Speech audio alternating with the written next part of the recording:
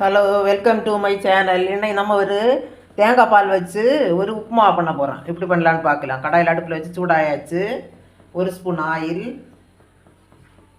கடுகு, உளுந்தம்பருப்பு, காஞ்ச மிளகாய் எல்லாம் போட்டுடலாம்.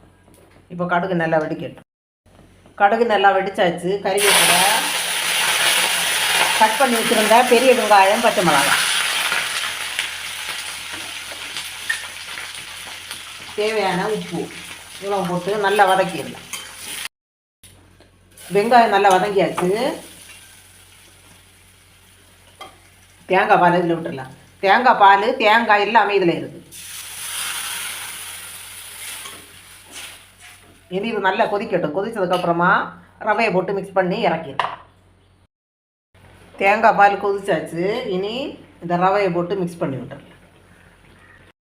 சூப்பரான தேங்காய் பால் உப்புமா ரெடி ஆயாச்சு.